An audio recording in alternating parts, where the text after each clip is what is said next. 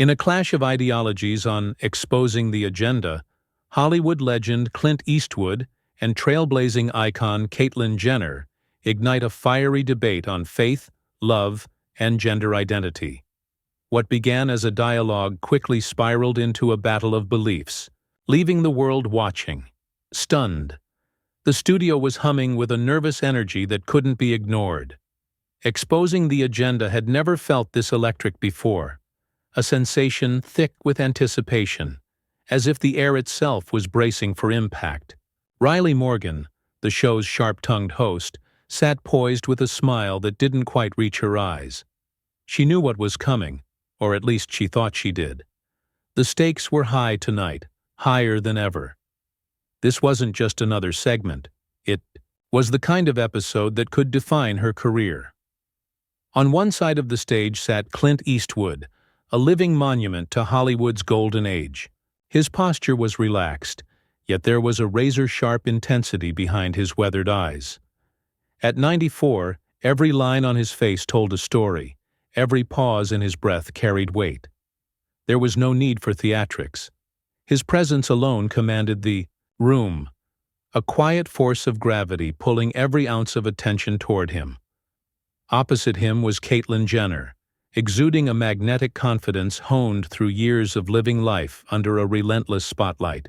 Her journey, marked by personal triumphs and public scrutiny, had made her a powerful voice in the fight for acceptance and identity.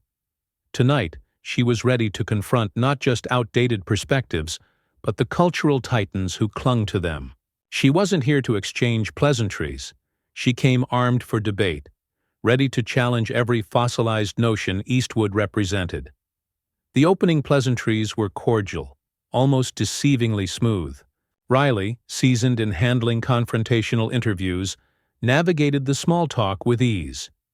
The conversation tiptoed around the expected, nostalgic reflections on Eastwood's career, Jenner's advocacy for the transgender community, but the audience could sense the inevitable shift. The calm before the storm was always the most deceptive. It didn't take long for the discussion to veer into the heart of the matter: woke culture. Riley, ever the provocateur, knew exactly how to spark the match.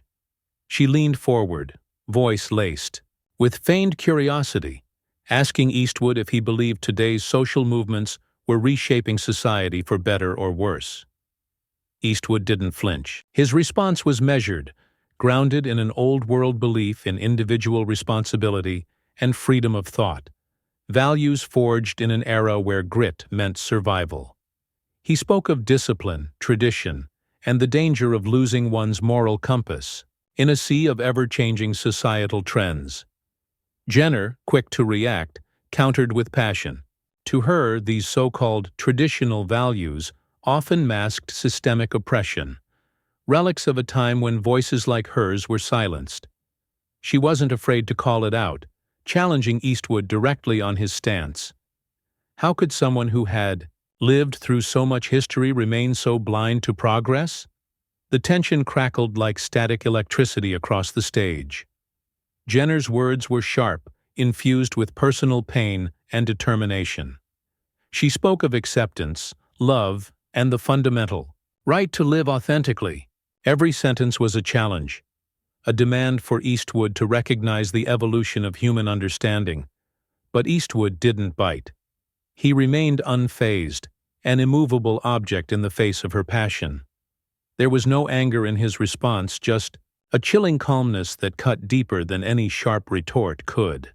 His voice, low and gravelly, carried the weight of a man who had seen movements rise and fall, who had witnessed society's pendulums swing wildly through eras of rebellion and conformity.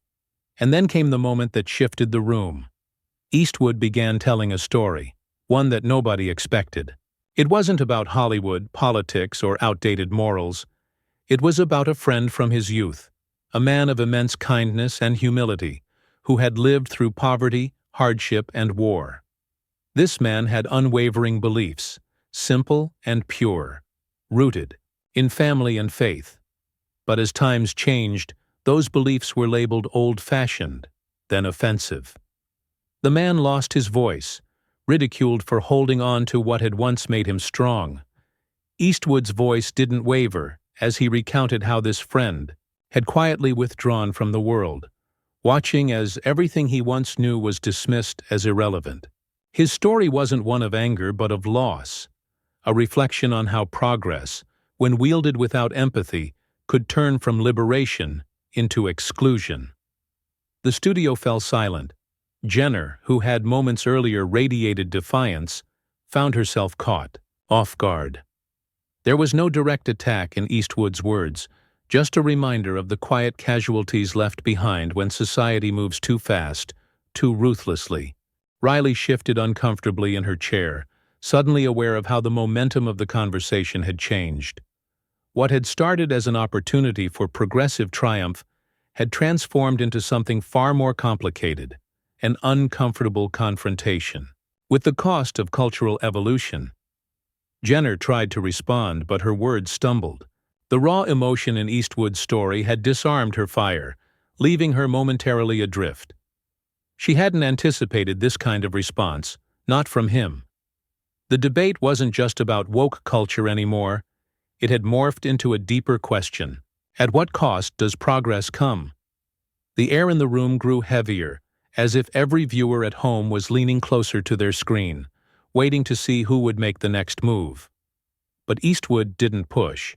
He sat back, silent and composed, as if to say, "I've made my point. You can take it or leave it." The battle wasn't over, but the tides had undeniably shifted. The silence was suffocating. For a moment it wasn't just Caitlyn Jenner who struggled for words. It was Riley Morgan too. The ever-composed host, known for navigating high-stakes conversations with the grace of a seasoned diplomat, suddenly found herself caught in an uncomfortable vacuum. The momentum she'd carefully orchestrated had slipped through her fingers, like sand. The audience, both in studio and undoubtedly the millions watching from home, could feel it. The room wasn't just still, it was charged, like the brief stillness before a violent storm. Jenner's eyes narrowed, her jaw tensing as she leaned forward in her chair. The heat of Eastwood's unexpected emotional play burned through her. Earlier confidence. She wasn't just fighting to win the debate anymore. She was fighting to reclaim her dignity. The sting wasn't in the words themselves, but in their delivery. Calm, measured, and profoundly human. Eastwood hadn't shouted, hadn't condemned. He had simply told a story. And in doing so, he had pulled the rug out from under her argument. But Caitlyn wasn't about to let it end there. Her voice broke the silence, sharp and biting, a blade forged from years of criticism, survival, and relentless public scrutiny. She launched back into the fray, but this time her tone was different, less philosophical, more personal. She spoke about the struggle of living authentically, the loneliness of being misunderstood, and the crushing weight of carrying other people's prejudices on your shoulders. Her words were powerful, woven with raw vulnerability. She detailed the isolation of living a life that felt like a lie, of sacrificing personal happiness to meet society's expectations. And then, she turned the spotlight back on Eastwood, challenging the foundation of his nostalgia-laden beliefs. "You talk about tradition as if it's something sacred," she implied through every cutting word. "But what about those of us who were never allowed to be part of that tradition? Whose identities were erased in the name of preserving someone else's comfort?" The energy in the room surged again. Riley, sensing the shift, tried to regain control, throwing in a soft question meant to neutralize the tension, to soften the edges of the debate. But it was useless. The conversation had grown far beyond her ability to steer it. She was no longer the mediator of this clash. She was a bystander. Eastwood didn't flinch. His calm, almost unnervingly composed expression remained unchanged. But there was a subtle narrowing of his eyes. He wasn't dismissing Jenner's pain. That much was clear. He heard her, understood her struggle, but didn't yield his stance. When he finally spoke, his voice was like gravel wrapped in steel, calm, yet unbreakable. He didn't attack Jenner's experiences. Instead, he redirected the focus entirely, as though cutting through a dense fog to expose something deeper. He spoke of a world that was losing its sense of balance, of how, in its race toward progress, society was beginning to sacrifice nuance for absolutes, of how woke culture, while born from a desire for fairness and inclusion, was dangerously close to becoming a mechanism of control, where disagreement wasn't dialogue but condemnation, where differing beliefs were no longer tolerated but erased, and then, like a sharpened blade slipped between armor, he dropped the line that would later explode across social media like wildfire. If you don't stand for something, you'll fall for anything. The weight of that sentence hung in the air like a verdict. It wasn't loud or accusatory. It was quiet, reflective. But in that stillness was a challenge that struck at the very core of the discussion. The meaning was clear. Beliefs matter, even if they're uncomfortable, even if they clash with the tide of modern sensibilities. Jenner's jaw clenched. The fire in her eyes didn't dim, but something had shifted. Her earlier passion, that righteous fury burning so brightly at the start of the conversation, now flickered with hesitation. Not because she doubted her beliefs, but because Eastwood wasn't playing the role she had expected. He wasn't the antagonist she had prepared for. He wasn't shouting, belittling, or dismissing her struggle. He was steadfast, grounded in a conviction that wasn't rooted in hatred, but in something dangerously harder to argue against: lived experience and personal truth. Riley tried again to intervene, her voice shaky now, an unmistakable undercurrent of desperation creeping into her usually measured tone. She posed a question meant to ease the tension, offering Jenner an easy route back into safer territory, a chance to pivot the conversation toward broader societal issues. But Jenner didn't take it. She couldn't. The battle had become personal, and Eastwood? He just sat there, silent, watching, waiting. The room seemed to contract, the air thick with the gravity of the moment. Jenner straightened her posture, pushing back the hesitation clawing at her confidence. She wasn't going to back down, not now, not after everything she had endured to be heard. But every argument she launched now seemed to bounce off an invisible wall. Eastwood's demeanor remained unshaken. The more passionate and fiery Jenner became, the more resolute and calm he appeared. It was a devastating contrast, her vulnerability laid bare against his immovable presence. And then something unexpected happened. Jenner, voice trembling with frustration, asked the question that no one had anticipated. "Do you even understand what it's like to fight every day just to exist?" For the first time, the unflappable Eastwood paused. His eyes, steely and sharp, softened just enough to hint at something deeper beneath the surface, a recognition of pain, even if it wasn't the same kind of pain Jenner had endured. He didn't answer immediately. Instead, there was a heavy, deliberate silence, a pause thick with memory and regret. When he finally spoke, it wasn't defensive. It wasn't even an argument. It was a simple acknowledgement of human struggle, a quiet reflection on the fact that everyone, no matter their background, faces battles that others can't always see. But then, just as quickly, the steel returned. To his voice. "I don't have to understand your struggle to respect it," his tone implied.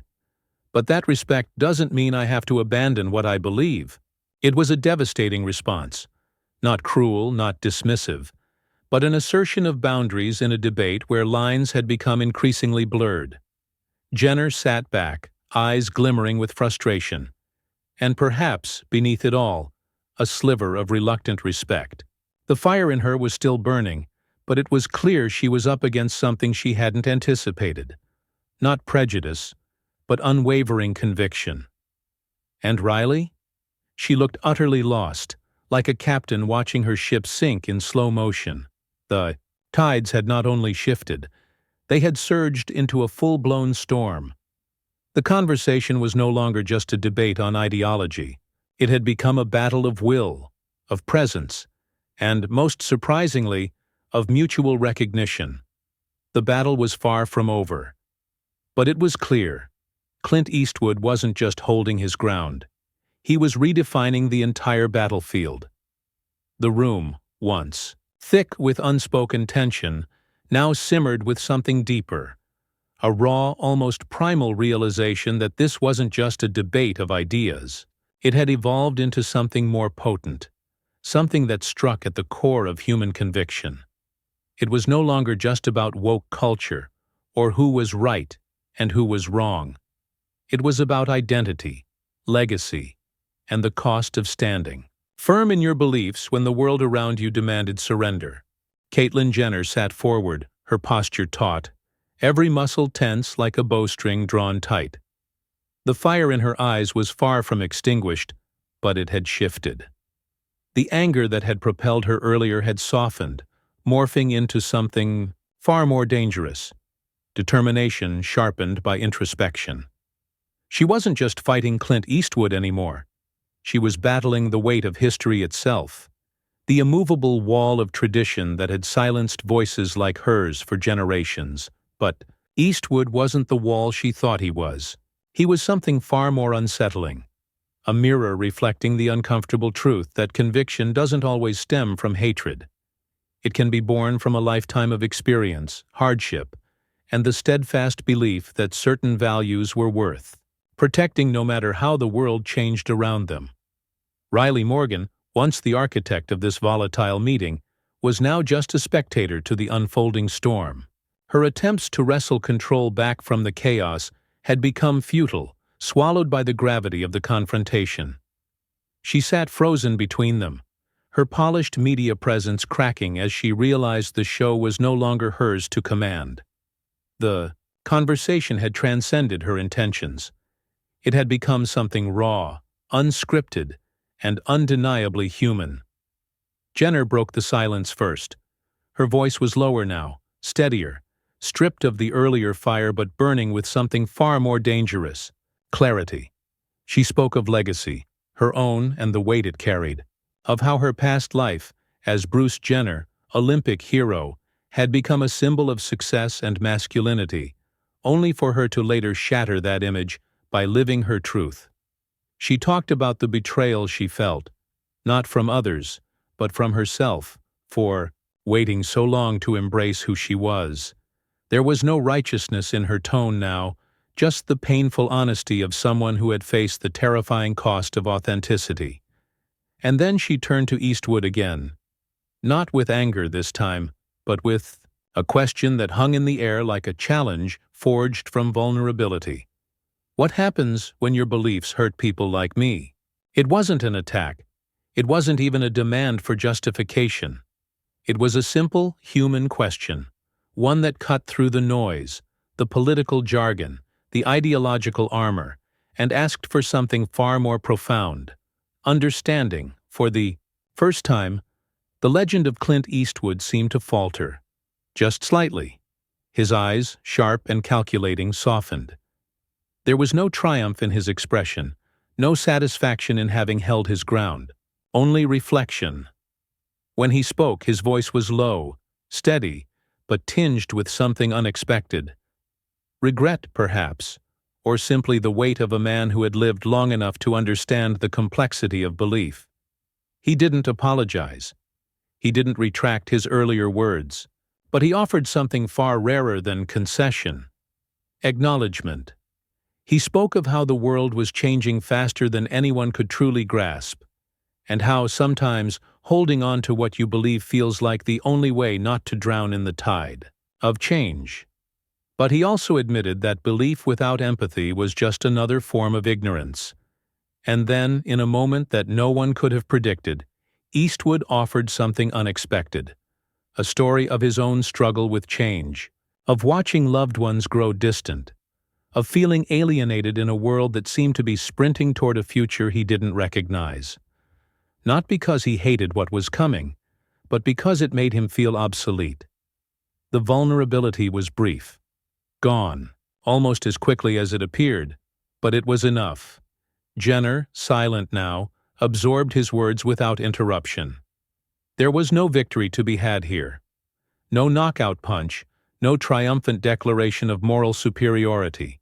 What lingered instead was something far more meaningful: mutual recognition of pain, struggle, and the terrifying challenge of living true to oneself while respecting those who stood on the other side of that divide. Riley, sensing the shift, this fragile, fleeting moment of connection, leaned forward, her voice soft but clear, attempting one final time to regain control.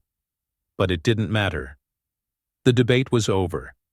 Not with a declaration of victory, not with applause or dramatic monologues, but with something infinitely more powerful: understanding without agreement. Two people from entirely different worlds had faced each other down, and instead of destruction, had found a fractured sense of respect. Eastwood leaned back in his chair, not as a conqueror, but as a man who had said what needed to be said. There was no smugness, no sense of having won, just a quiet resolve that came from standing firm in his beliefs without dehumanizing the person sitting across from him. Jenner, her fire tempered by reflection, sat quietly. She hadn't dismantled Eastwood's arguments. She hadn't forced him to admit defeat. But she had earned something far more valuable: his respect, and perhaps in some small measure, his understanding. The studio was silent, not out of awkwardness, but reverence for what had just unfolded. Riley finally closed the segment, her voice shaking slightly, not from nerves, but from the rawness of what had just taken place. This wasn't the ending she had planned. It was better, realer. As the credits rolled and the studio lights dimmed, the fallout began almost instantly online. Clips of Eastwood's quiet conviction and Jenner's raw vulnerability exploded across social media. Commentators from every side of the ideological spectrum weighed in, dissecting every word, every pause, every glance, but one moment stood out. One phrase that echoed louder than any other in the aftermath: "If you don't stand for something, you'll fall for anything." It wasn't Eastwood's victory that resonated. It wasn't Jenner's defiance either. It was the realization that, in an age defined by division, true strength wasn't in shouting the loudest. It was in standing firm without losing sight of the humanity in those who oppose you. The interview didn't end with applause. It ended with respect. Uneasy, fragile, but real. And as the world watched, the message became clear. Beliefs mattered. Convictions mattered. But so did understanding. And in that rare, raw moment on Exposing the Agenda, two giants from opposite ends of a cultural battlefield had proven something most had forgotten: that even in disagreement, dignity could prevail. The battle had ended, not with defeat or triumph, but with something far more powerful: a quiet, undeniable recognition that the human experience was bigger than any one ideology could ever contain.